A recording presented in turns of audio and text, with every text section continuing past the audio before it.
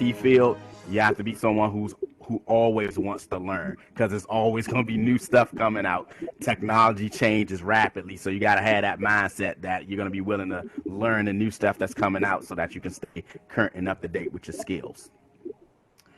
All right, so one of the reasons I love IT as a profession is because when you look at IT and compare it to some other professions, there's some really big things that stand out. So here's my little comparison table, my sales pitch for getting into IT. Most other industries, think about like journalism, think about you want to be a psychologist or something like that.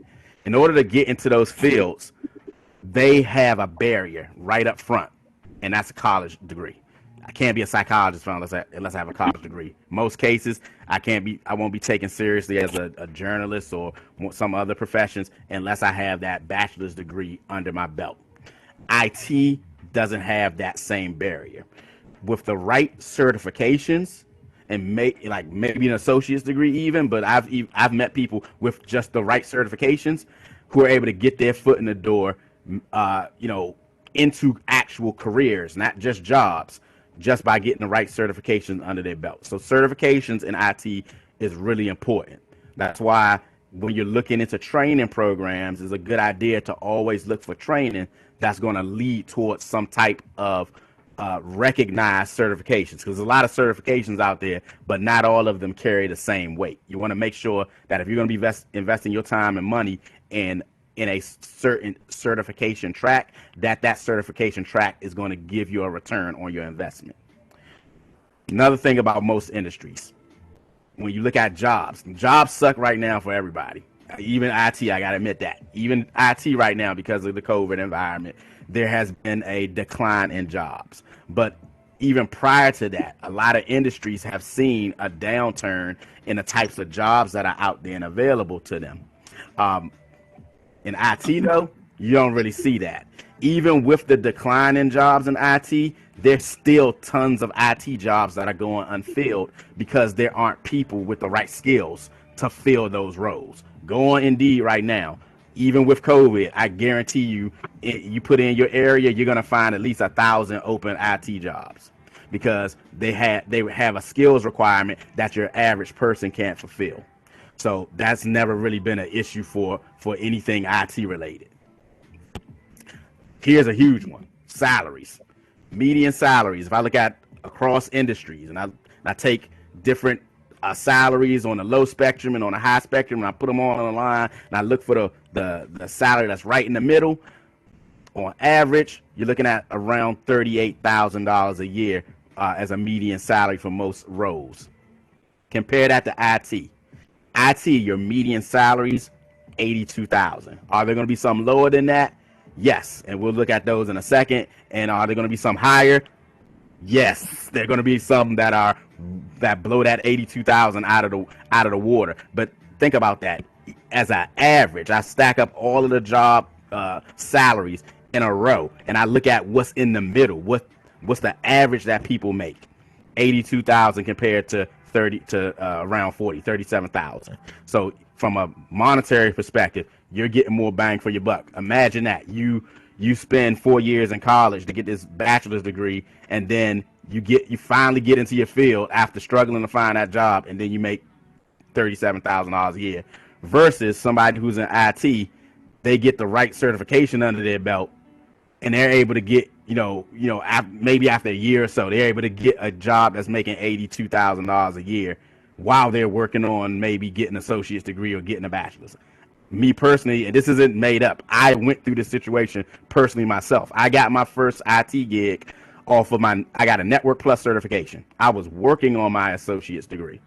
I put that on my resume, though, that I was in school, but just off of the strength of that CompTIA Network Plus certification and the fact that I was working on an associate's degree in technology, I was able to get my first IT gig working as a contractor with the Internal Revenue Service, with the IRS in downtown DC. And then they started me at 42. So even just starting, no degree, one certification, I was already making more money than the median salary for somebody with a bachelor's degree. And it just went up from there.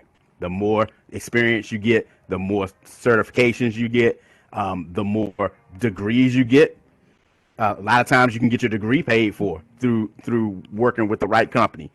My associates, bachelor's, master's, and now my doctorate have all been paid or are currently being paid for by companies I work for.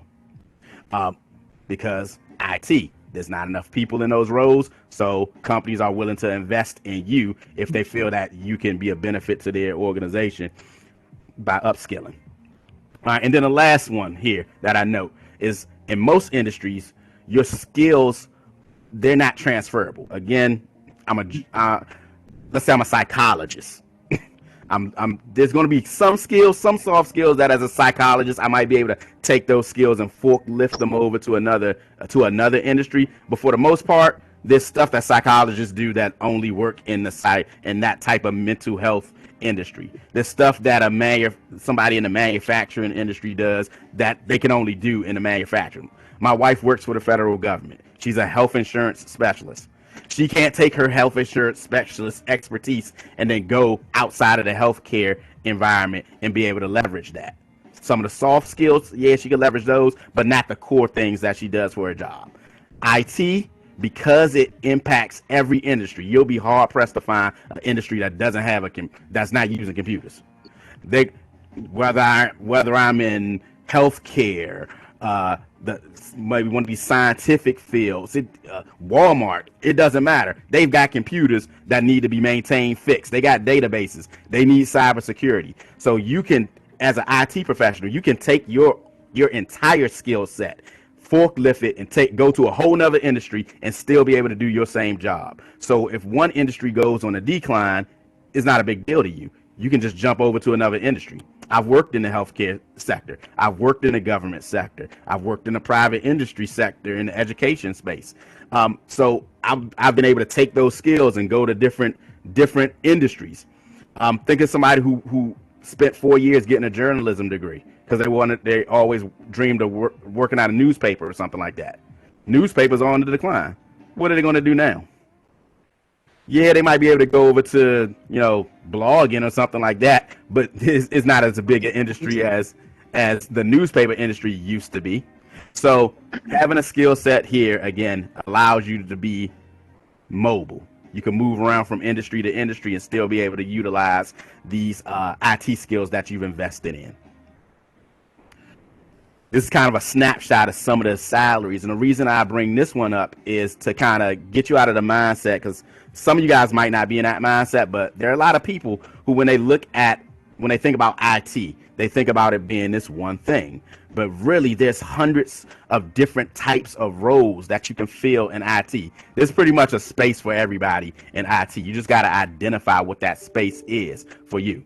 For example, something like a computer specialist. A computer specialist might be somebody who provides desk side support. Think about being in an office environment and your laptop's not working correctly. You pick up that phone, they try to help you on the phone. Maybe the help desk tries to help you on the phone. They can't really help you out, so they send somebody over to your cubicle to go troubleshoot for you. That type of computer support specialist, sometimes referred to them as desk side support. Average salaries for them, again, over what you would see median salaries for other industries. 50 grand coming in, and this is from a national survey. I pulled these figures from the link down below. I can share this presentation with you guys later, but if you go to salary.com, you'll be able to confirm some of these numbers that you're looking at here.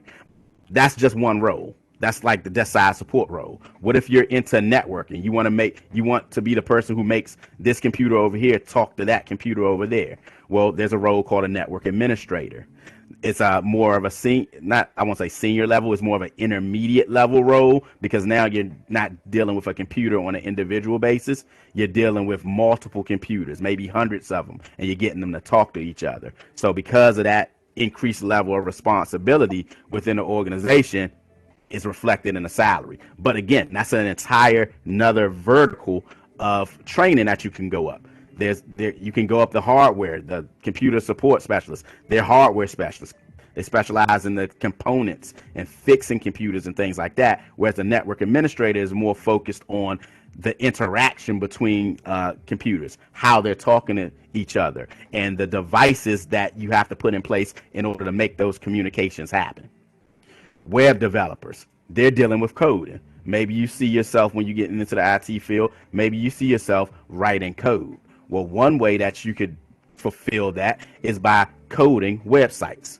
At the end of the day, when you all this fancy web page stuff that you're seeing, if I was to look at the actual source of it, is a bunch of text.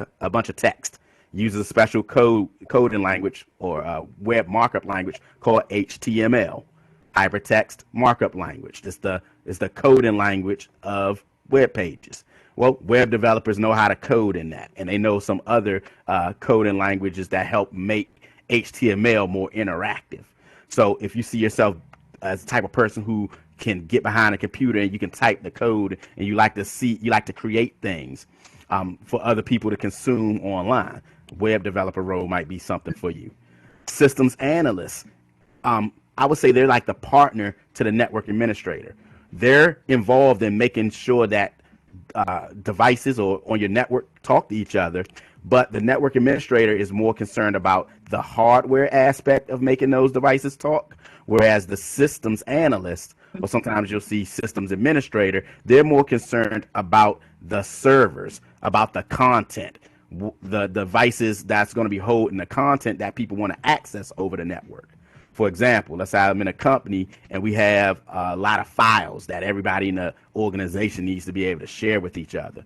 So instead of having those files scattered all over a bunch of different computers, we set up a special server, which is like a high-powered computer, and we store those files in one place on the computer. The system analyst will be the one responsible for making sure that that one server can communicate with everybody else's machines and vice versa. Their machines can communicate with the server. So they're like the opposite side of the coin for the network administrator. They're both trying to achieve the same goal of getting computers to talk to each other. They're just taking two different approaches to making that happen. Database administrators. One thing that you'll learn if you're not in the field already, once you get in the field, one thing that you'll learn is that for most companies, data is king. So think about it.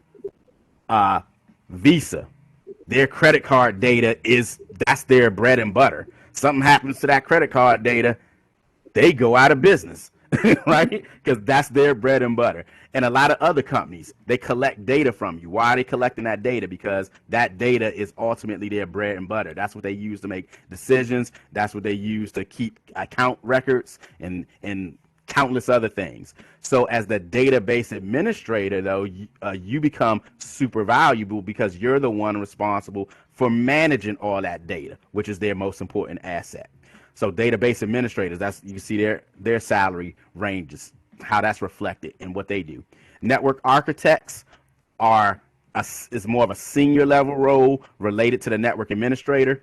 Anytime you see administrator or administrator in a job title in IT, that typically means that you're running something, you're managing something. So a network administrator might get hired by our organization to come and manage their network. So that means the network's already built, is there, is up and running. They hire you because you know how to continue to run it. You know how to manage it. And if something breaks, you know how to fix it. Network architect, just like an architect in the regular case, they're a designer. They build things. They draw the blueprints out. So a network architect would be somebody who comes into an organization that a network doesn't exist in. And this organization says, we need a network that can support this many people and have this many devices connect to it and have this level of network speed. And they are knowledgeable enough to blueprint all of that out.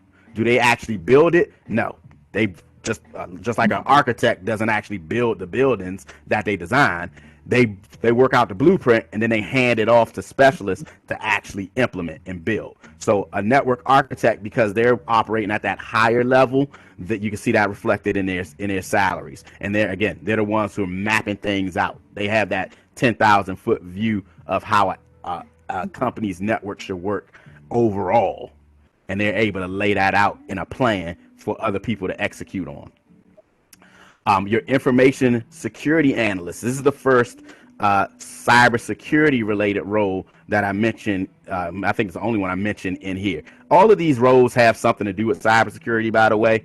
That's kind of another mistake or misconception people have, is that cybersecurity is this one thing. But all of these roles play, all of these different positions play a role in cybersecurity. Your web developers have to design websites that can be hacked easily.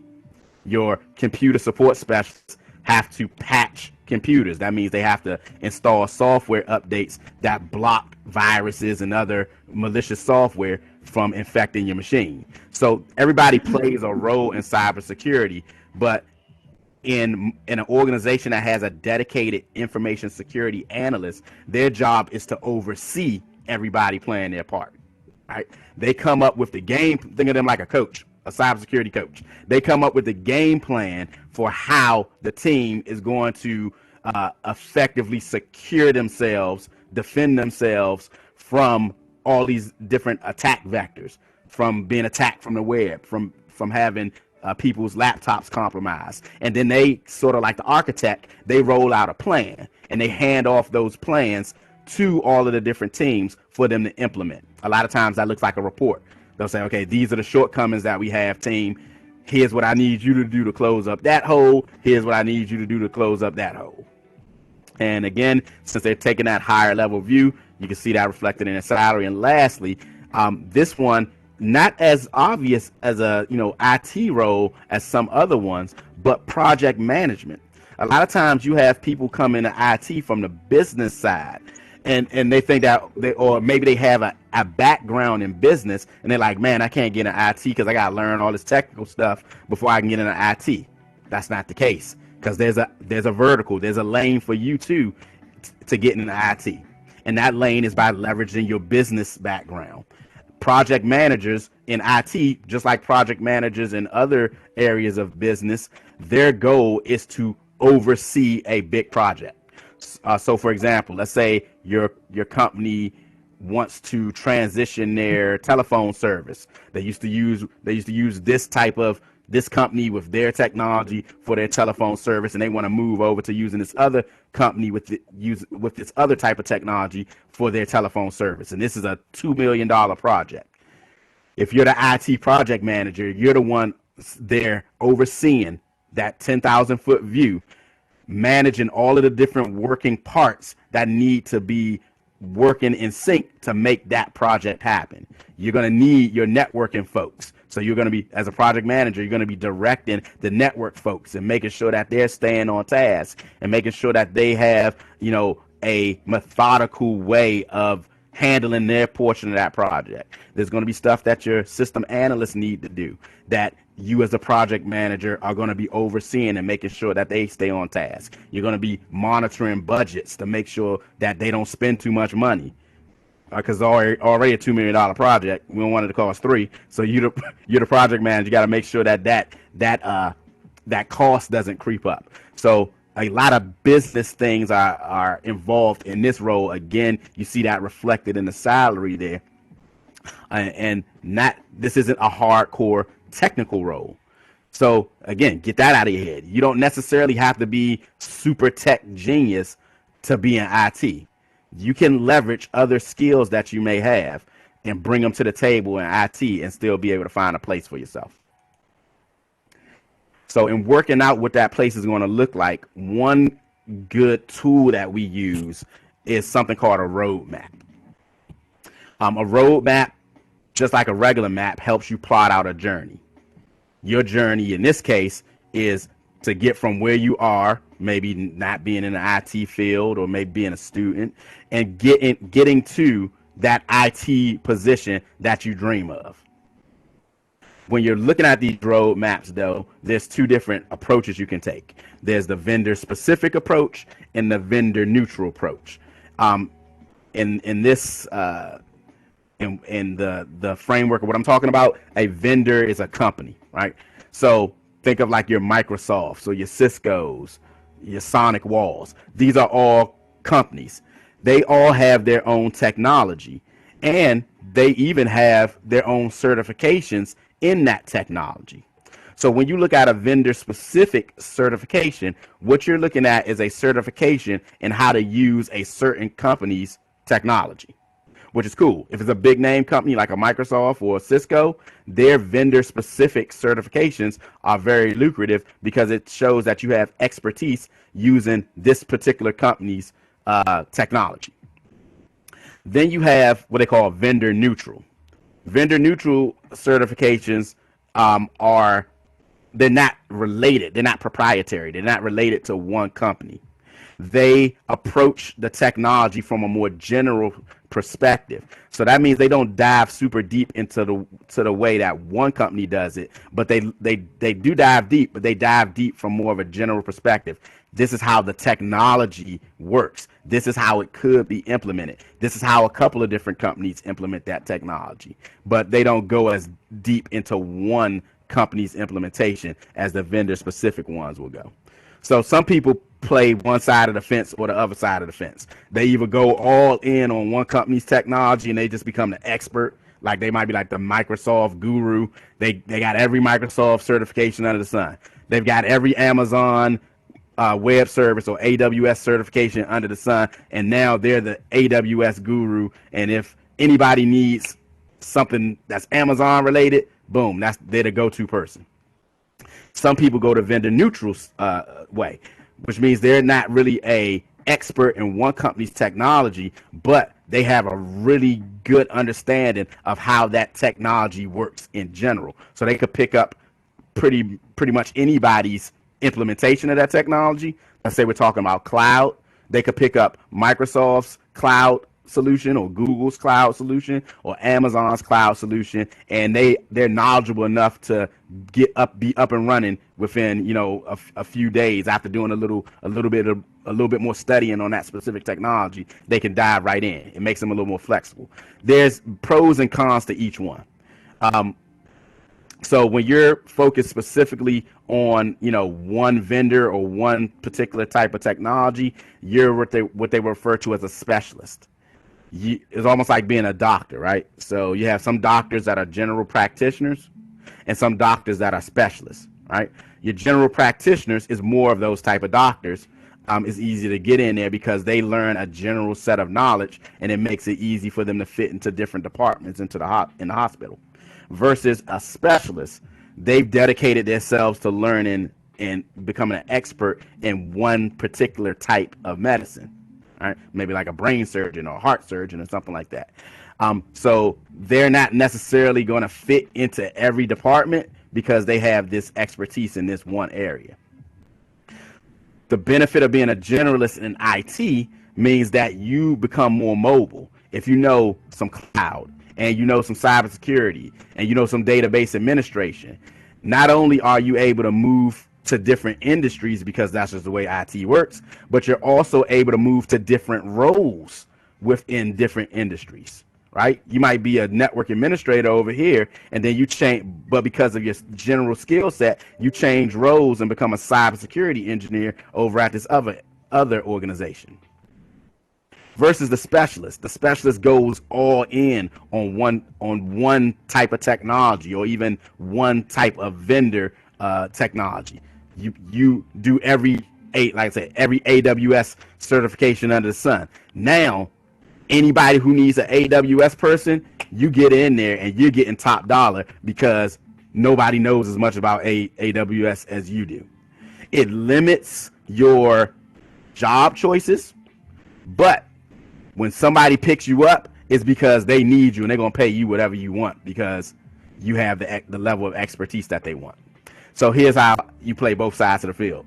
You become a specialist in multiple things, right? So first start off as a generalist, learn these different areas. Let's say you learn 5 different disciplines within IT, but then pick like 2 or 3 of those disciplines and really go all in on them.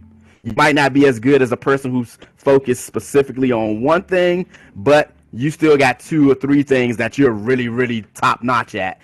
And it gives you flexibility to move and still be a specialist, regardless of what the industry is and regardless of what the company you're working for is. So that's kind of my 2 cents in that. These are some links to some really useful roadmaps. In particular, I'm a CompTIA fan. CompTIA is one of those vendor neutral organizations because CompTIA is a nonprofit. They're a general standards board. They come up with different certifications to kind of formalize different areas of IT training. So you don't have to worry about them kind of showing favorites when it comes to certain companies' technologies. They're going to give you the whole thing, the whole deal. But there are some really good vendor specific roadmaps out there too. I've provided links for the Microsoft roadmap and the Cisco roadmap.